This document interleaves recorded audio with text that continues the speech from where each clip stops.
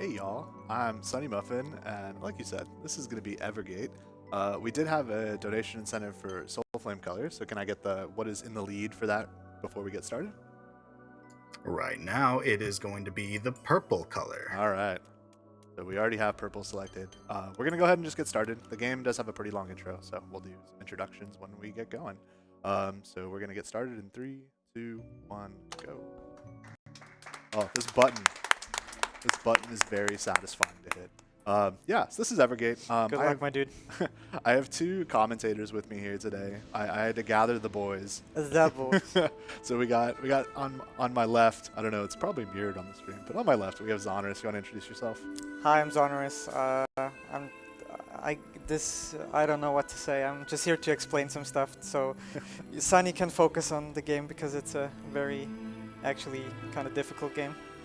And then on my right I have God Gamer Yisk. You want to introduce yourself? Yeah, that is correct. I'm here to meme. I have done runs of this game. Yeah, both of these guys have like really helped me out with the commentary, so I do want to just thank you both for that. They're both going to get their Well, PhD. don't thank me yet. They're both getting their PhD in Evergate today. This is the test. This is the final. So they're going to be helping me out with commentary. But yeah, so this is Evergate. This is just the tutorial section where you're getting introduced to the game's various mechanics. So this is the main mechanic, the Soul Flame, and it's what you're donating for the color of. So it's going to have me try out the Soul Flames. You see here, we get this purple. But this section here, this is the first skip of the run. You normally have to move these two portals, but with a really good jump, you can get all the way up. And you're just going to see this beam of light popping out every time I'm interacting with basically anything. So for the donation incentive, you pick purple, but it's going to be a rolling bid war. So if at any point you decide there's a color that's better than purple, you can donate and throw some money at it, and I will switch the Soul Flame color mid-run, and you can determine what is the best ESA color. This is like the definitive way to tell what the best color is. So the game's main mechanic is going to be these crystals.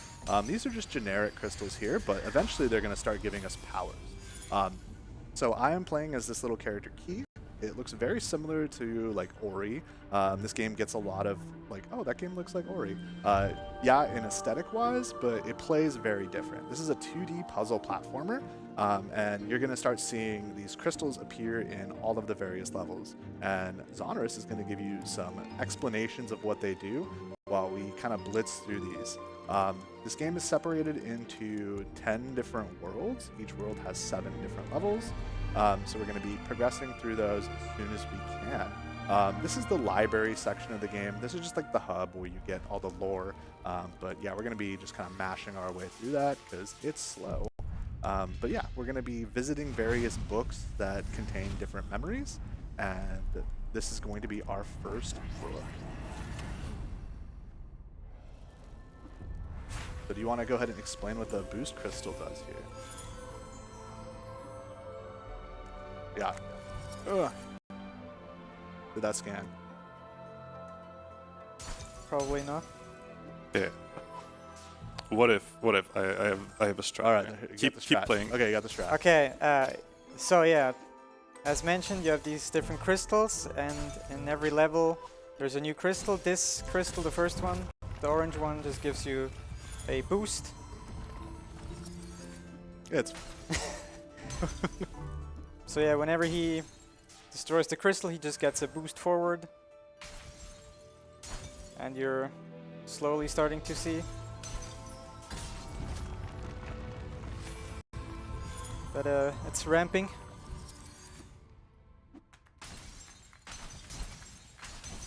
yeah. So you see, every time I'm connecting my Soul Flame with Source, so Source is this like white stuff on the ground. I get the power of that crystal. We're going to be getting a bunch of different crystals throughout the run, and the boost crystal is just the first one that we get. In that level, I equipped an artifact. So in this game, we have a bunch of different collectibles, and as you do the collectibles, you unlock artifacts, which change the way the game is played. I'm going to be running the any % unrestricted version of the run, which is I am allowed access to all of the artifacts, so anything that I unlock during the run I can use. There's really only like 3 artifacts that are used in the any % run, just because we don't spend time getting a lot of the collectibles. So I have the Lucky Frog equipped, and that is just increasing my boost power. So every time I'm hitting one of these crystals, I'm just going a little bit higher.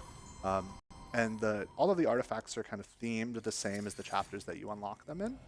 So the boost crystal is the first crystal, and we get an artifact that augments that. All right, so we're moving on to the second world here. This world is going to give us the Earth Crystal, and the Earth Crystal has a pretty unique property that is a little bit unintended. You want to go ahead and explain, like, here, jump with that? You mean the glitch, or? Yeah. So, like just mentioned, this is the second crystal. Whenever he destroys it, it can create this platform beneath you. This also comes with a small glitch you can do.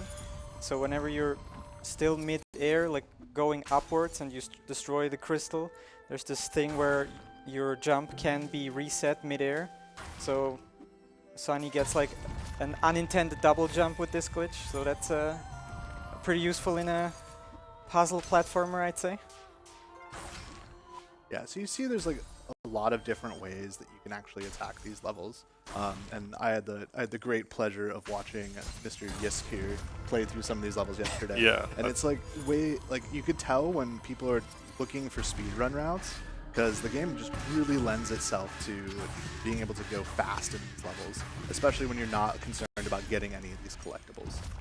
So right here, this world also introduced these crows. So every time I break a crystal, the crow is going to attack me, and like you're seeing the little like indicator around key. That's just going to be where that crow Like the shows up. white horizontal line.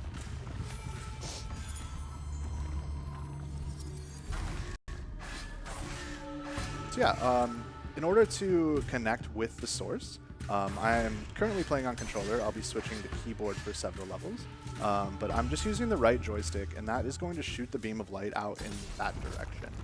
So there's going to be some very fast sequences as we move on throughout the game. So right here, I have to hit these at certain angles to make sure that I can get up to the gate and finish out the level.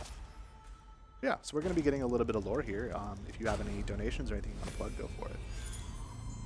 I sure do. I've got $25 here from Sanyan saying, Evergate hype, let's go Sunny, good luck. And that's going towards the bonus level showcase as well. We're still a while away from that one still, but we still have plenty of time as well. Do we though? We also have the Donut County Any Percent, the bonus game Good Time Garden coming up after Captain Toad, I believe. So make sure you get your donations in for that as well. All right, so this is going to be the hardest strat that I go for in the run. You want to explain the corner clips? Here we go. Right, there's another small glitch. Sunny's only going to use it a few times. So whenever he hits a wall in like a 45-degree angle, it's very finicky, but that also somehow gives you some sort of double jump. Alright, and this is the first level I switched to KBM. So the Earth Crystal glitch is much easier to hit when you're playing on KBM because you have independent access between these. But like on controller, if you're playing with claw grip, you can hit the crystal midair. It's just a little bit easier on keyboard. So I am trying to skip using the dragons in this level, which are just a little bit slow. They like to take their time and go over these paths. But with some well-timed jumps, you can just completely skip using them. And it's okay. So I have to line up both of these crystals right here. One of the things that we haven't talked about is when you combine crystals, you basically get all of their effects. So by hitting 2 boost crystals, I get a double boost. And it's going to enable me to get a lot of height and get through that level very, very quickly. Yeah, I feel like maybe a point that maybe didn't fully come across is that whenever you shoot the beam, you don't just have to hit the laser, but wherever the beam ends up needs to be on like one of these like white flowery things, sort of. These like white grass. So you can't just hit the crystals from every possible angle. You have to do some like geometry, otherwise it's not working, which makes all of this a little bit more impressive.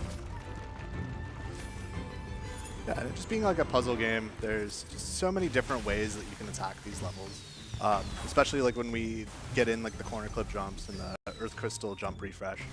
There's just a ton of possibilities, and the routing for this game is actually really, really interesting. Just seeing people kind of attack and figure out what the best way is to shave off even like tenths of a second. But yeah, we're quickly finishing out the this stage of the game. This is the last level here. This is another keyboard mouse level. So because of the way that the controller does the controls, it likes to auto target to and like lock onto the crystals. But if there's two of them in a row, it's going to take the shortest path. And a lot of times that shortest path is going to be just missing the second crystal in the row. So I switch over to KBM for those type of levels, just to get a little bit more precision and make sure that I do actually hit both of those crystals, because otherwise you fall into the pit and die, and we don't want to do that. That's slow. We have to restart the level then. All right, you want to go ahead and explain the swap crystal? Yeah, right, okay. This is where it starts to pick up a little bit. Yeah, you already saw. So you see the crystal that looks like an hourglass. It's called the swap crystal, I believe, right? Yeah. And it does what it says. You just swap position with like I mentioned, you have to like connect your beam with a surface, and you, if the beam goes through the swap crystal, you just swap position with wherever the beam lands on, and yeah, this allows us to go really fast in some levels. Sometimes so fast that the camera doesn't really can keep up with you. It's really cool. Yeah, the camera in this game is a little bit annoying. There is a speedrun mode that does standardize some things, but one of the things that doesn't standardize is the camera. So like you see it's going to be panned in, but when I restart the level here, it pans all the way out, which I need to hit this pixel right here on the edge of the block. Oh, there we go. Oh, died to the icicles. Yeah, there's icicles that fall in these levels, and you do die if you run into them, so trying to be a little bit careful here. But yeah, you can just like barely make that swap crystal onto that corner. Yeah, normally you just go fast enough and it's not a big deal, so you really don't have to worry too much about the ice fall here. And that is the end of that chapter. That's the fastest chapter in the game, just because the way the swap crystals interact. You're able to move very, very quickly.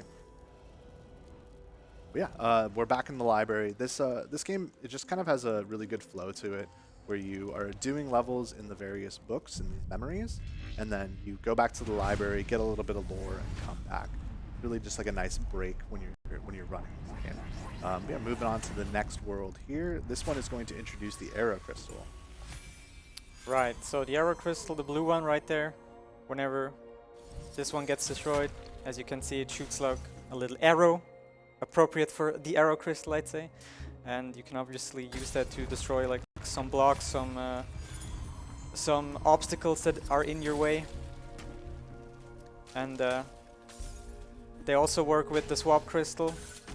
As we mentioned, you can combine crystals, and that also works with the Aero crystal here. So you can swap kind of position with the arrow. So there's a lot of really cool stuff. This is one of these type of games that starts out like simple, but the further you go on and the more crystals get introduced, the more complicated and more interesting the game becomes. Yeah, and I also don't think we mentioned that there is a slowdown mechanic. So like when you're playing through this game casually, you can really take your time with these puzzles and make sure that you're lining up all of these shots.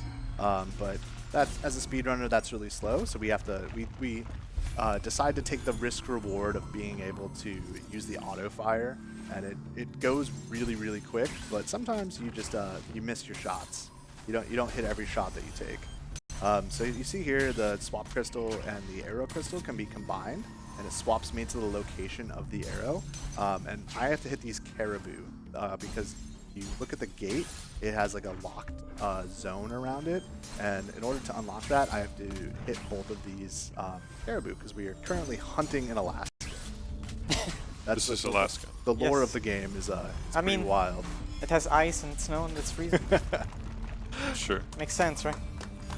Yeah, and that's actually one of the harder levels in the game. That strategy to beat the ice is like ridiculously hard, but we were able to do it on like the 4th or 5th try. On a PB run, that would just be a reset, but this is it. This is a no reset run, so we're going. Also, you see the Aero crystals can be combined with fire to melt ice, so it's just a lot of the various puzzle components of this game. Like they're pretty intuitive. Yeah, I think we didn't fully explain the third crystal, the fire crystal. There's so much going on in this game. There's just when it's destroyed, there's just fire. Pretty self-explanatory. Yes, It burns stuff. exactly. All right, and that's the end of that book. So again, this is one of the longer lore sections. If you have a donation or anything you need to plug, go for it. I indeed do. We've got $25 from Eden Ben. Or Eden Ban, rather, saying Sunny is the one who made me fall in love with that game. So hyped to see it at ESA. It's the first one I ever made a speedrun of. Shout out to the awesome devs and the cool community. Let's get these bonus levels. Indeed, let's get them. That's gonna put us a little bit closer to it. Still plenty of time throughout the run to get this met. So please, if you want to see these donation level or the bonus levels, I know I do. Please get your donations in. And they also enter you in for a lot of nice prizes. I believe in Twitch chat to Can you say us it with a some little bit bonus more, you know? enthusiasm. Yes. A little more oomph. So yeah, this is the Void Crystal. Yep, I was just that- about to... New level, new crystal. And the void crystal creates, when it's destroyed, you see these like little void portals. And they basically just disable the gravity inside of it. And you can like swim around inside of it. And it also resets your jump whenever you get into one. So that's a pretty cool one as well. And you see all of the previous crystals can show up in levels. Like I mentioned, it gets gradually more complicated and interesting how you can combine all the different crystals that slowly but surely get introduced throughout the game. And you see that white field in the previous level. Whenever you go through that field, all the void crystals disappear.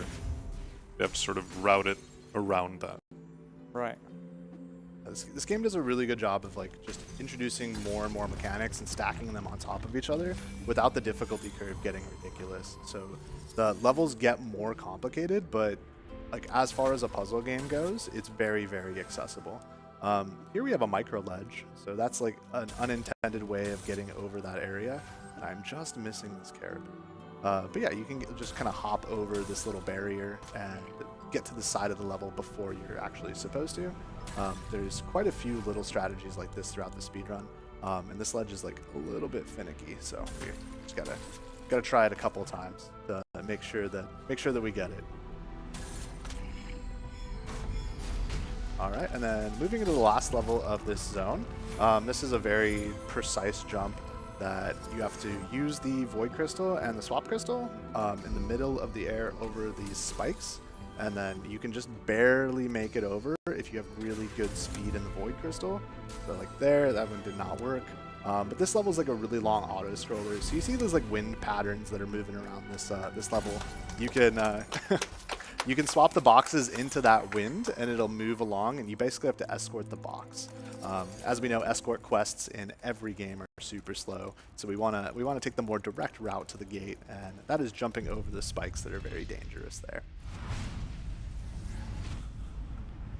All right, we are moving right along.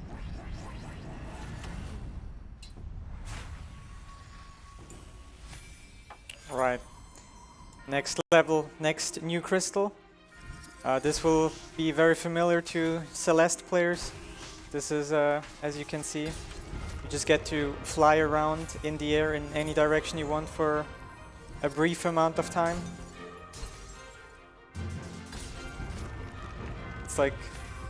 It's pretty much like the feathers in Celeste, if you played that game. All right, so And- this is Rocket League. You can also combine these so you can fly a little bit longer.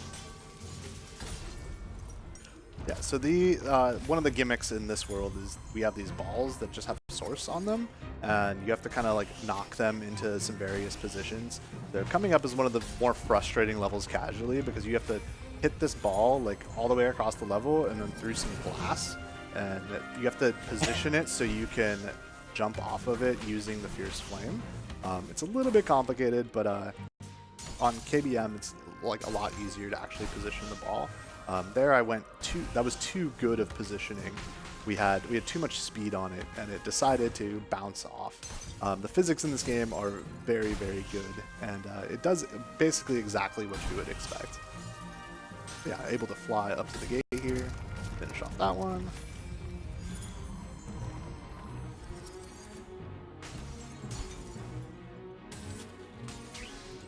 I think this is a really impressive game when you've never seen it before, especially later on. Some of these levels, I mean, they already are kind of wild, but it just gets even wilder from this point on. Yeah, and that level right there, that's another really long one where you're like burning source all along the entire level. But you can just do an off-screen shot, hit a fierce flame, and then just go around the left side of the level. I really appreciate the devs like left a lot of this stuff in. Shout-outs to Stone Lantern Games. They are like absolutely amazing, and their interaction with the speedrunning community has been super, super good. But yeah, they're very, very supportive of what we do in this community, and they like to see us go fast. So they've been very, very awesome as far as devs go. That's pretty awesome. Always cool when developers interact with the speedrun community and support them. All right, Pole Crystal. Right, so again, next level, new crystal, because every new level got to introduce a new mechanic. So this is the pull one, which is like the opposite of the very first crystal, which like gives you a boost. This one, when it's destroyed, pulls you towards it, and it also can be combined. If you hit multiple in a row, you get a bigger boost, a bigger pull. And yeah, it's for how late it's getting introduced, it's fairly straightforward compared to some other crystals you get earlier. All right, I pulled up that backup. So in this, we have the air raid mechanic. So like when we had to use the caribou to unlock the actual end gate, we now have to trigger an air raid that is going to drop a bunch of like debris and rubble from the sky, and that is what's going to open up the gate in several of these levels. So it's just adding another layer of complexity to the puzzles. The music here gets a little bit weird because it's completely synced to what's happening with the story progression, but we go too fast. So a lot of times the music just like tries to catch up with you, and it's like, oh, you're already done with the level. That was too quick. By the way, for the one person in chat that might ask himself this or herself, what happens if you combine a pull and a boost crystal? That doesn't happen in the game, because I asked the same question yesterday. Yeah, the game is very well designed, and they did a really, really good job with it. So that's like a double pull crystal right there. Shoots you all the way to the end of the level, and this strategy is like ridiculously hard on controller, but managed to get it first try. It's way easier on KBM. God game. Let's go. I know. So I'm like actually, so I play on hybrid, but my default control method is controller because it's just a little bit more comfortable for me. But the world record holder plays primarily on KBM, so really you can play with whatever your preference is.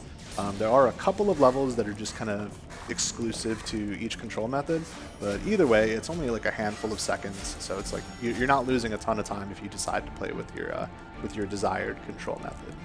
But if you want to be competitive at the top, you have to learn hybrid, because there's just some stuff you can only do on controller, some stuff you can only do on KBM.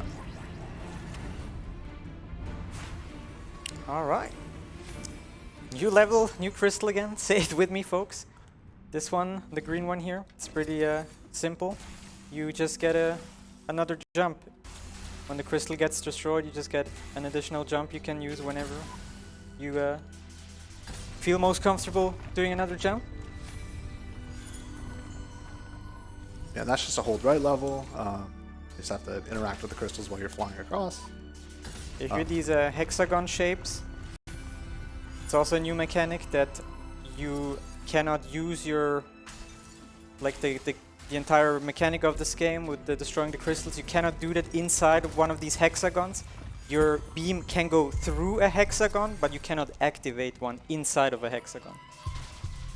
Yeah, so you're going to see me playing around these. They're the EMP zones.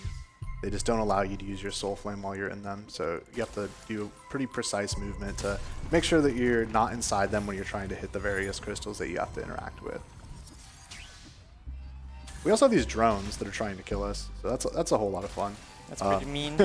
They also burn the source, so I take pretty specific movement to make sure that they don't burn source that I actually wind up needing. They're just kind of bullies. Oh. So this level you have to hit some off-screen double jump crystals to make sure that you can get all the way up to the central tower. Normally you can actually deactivate that EMP field and jump up the intended way, but that's slow. We're not about that life. And this level is actually really cool. You can go over it, but it's a little bit slower to do that. So I have to jump, save my jump, and then go right above that EMP field, hitting the jump crystal, and then going to the final gate. Alright, so now we are heading into the game's only boss fight. So we had some crows that were in the game a little bit earlier. This is just going to be a giant crow that is now rudely attacking the afterlife. So we are going to go ahead and defeat it with some delicious, delicious cheese. So pick your favorite cheese, and that is what we are eating right now. We're going to be using this artifact, the Spirit Arrow, that causes our arrows to home. So I am able to hit the bird basically from anywhere on this level. I have to get a little bit of height to make sure that it will home onto the bird and completely cheese this entire puzzle. It's like this specific artifact was just made for this boss fight. Yeah, the restricted run doesn't allow use of artifacts, so it cannot use that and actually has to do it. So if you want to see that boss fight done properly, there is a category for that. You're saying that was not properly? Yeah, that was totally proper. That was intended. Dev intended right there. If it wasn't intended, it wouldn't be possible. Like, they made the artifact, so it surely was intended that way. yeah. All right, so we're moving into the Underlands. This is one of the more interesting books. It's not adding a new crystal. I know, surprise, surprise. But it's also going to be adding another mechanic. You want to go ahead and explain what's going on here? Yeah, so this is really cool now. So you see like sort of the crystal symbols inside of the wall, and whenever Sunny shoots these, every crystal in the level becomes the crystal that is like inside of the wall, and obviously he will be mid-air switching around some of these crystals, and like I said, this game gets really intense later on. It's like easy to understand what's going on, like conceptually, but like seeing it this fast pace, it's kind of hard to follow. Yeah, we got some sweet off-screen movement here on these couple levels. So we're trying to hit all of this off-screen and progress to the end of the level as quickly as we can. Basically, any level that has a swap crystal box, that's going to be the one that we go to, just because swap crystals are super broken. They allow you to teleport. Teleportation is pretty fast, so I'm told. I've heard that, yeah. In these levels, we have these expanding void zones that are a little bit annoying, but they take forever. They're really slow, so we just kind of blow right past them. Yeah, the things that look like suns, they're bad. Yeah, the fire hurt. Weird. Shocking. So this is just a fall level. You fall to the bottom, and we are done with that book. And with that, we only have one world left, so your time to get in donations is very quickly getting down there. You have time for something quick? Yeah, go for it.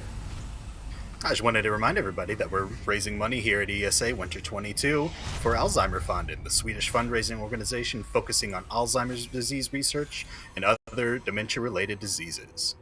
Alzheimer's has no cure, but treatments for symptoms are available and research continues. Although current treatments cannot stop Alzheimer's from progressing, they can temporarily slow the worsening of dementia symptoms and improve quality of life for those with Alzheimer's and their caregivers. So your donations are going to a great cause. Make sure to get them in for any incentives, bid wars, or any of the prizes you may want. Yeah, So what's actually happening in the story right now? The story is actually it's a really good story. Basically, it's a story of reincarnation, and these two spirits are kindred spirits, and they've been reincarnated several times. So we're actually experiencing a couple of different timelines. But one of the spirits is very, very troubled, and it's a really cool story about mental health and taking care of yourself. So now we are experiencing what is seen from the second spirit, the one that's troubled. So this is what their interpretation of the memories looks like, and as you can see, it's like completely screwed up. We're getting palettes from all of the different worlds throughout the game. All of the crystals are combining, and this is like the last world that we have. So some of these are like much longer levels, and they do take all of the mechanics of the game. Yeah, some more cheese here. We just run along the top of this level. Yeah, so fun fact, controller, you can just aim anywhere. So you can aim your Fierce Flame off of the screen and push the top of the level and go completely over that level. Yeah, that's one of the more fun levels in the game.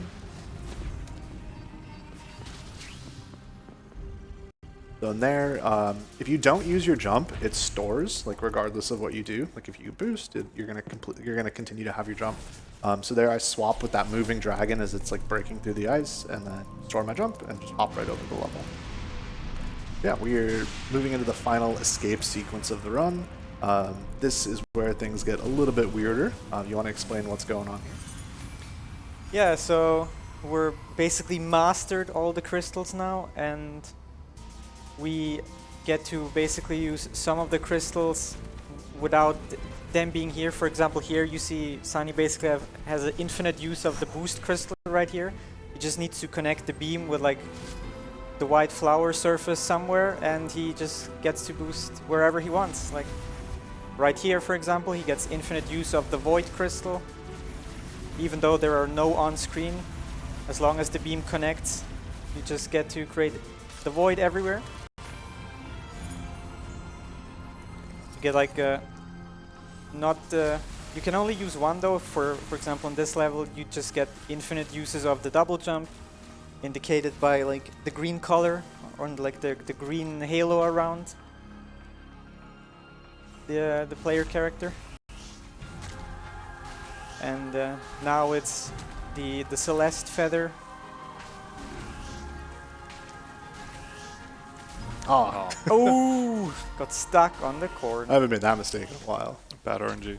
Yeah. That was we were just manipulating the RNG for the end of the run, Exactly. making sure we have good RNG for these upcoming cutscenes. Yeah, just kind of flying through here. Nothing too much more to talk about. We're gonna be ending the run here pretty soon. We have about a minute and a half of cutscenes here. The run is going to end on basically last input. So this is just kind of the culmination of the story. So while this is going on, do y'all have any shout outs? Shoutouts to gaming. Shout outs to Street Boys? What? Street Boys! Yeah. It's a good I one. mean, not really. Shoutouts to this game. This game's sick. Game is sick. Yeah. Yeah, I mean, this game definitely looks really cool, especially when you're watching it from the perspective of somebody who's never seen it before. It looks really impressive. Hey, you saw it at like 2 a.m. Yeah, I'm empathizing as a viewer who's watching this for the first time, because I had the experience yesterday when I watched it for the first time that it's really impressive, to be honest. All right. So then my shout outs to Stone Lantern Games. Y'all made it like a super sick game. And it is like one of the better speedruns that I've done. It's like non-stop action from start to finish. It's super good. And then shout outs to anybody that's watching from back in the US. Yeah, it's awesome to be here in Sweden. It's awesome to be in person at ESA. This is my first in-person event, and it's super cool. So yeah, I mean, your first person. Yeah, ESA first event. running event. First event I've run at, and it's awesome with the crowd here. Like, y'all are great. Yeah, we have a couple more cutscenes here, and then we're gonna be finishing up the run.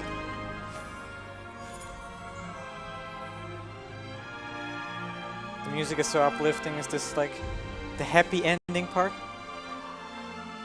Sort of. Yeah, the soundtrack of this game is like super good. Like it's not tailored to the speedrunning experience, but like when you're playing through it casually, like it really hits all those highs and all those lows, and like I don't know, they did an amazing job with the audio on this game.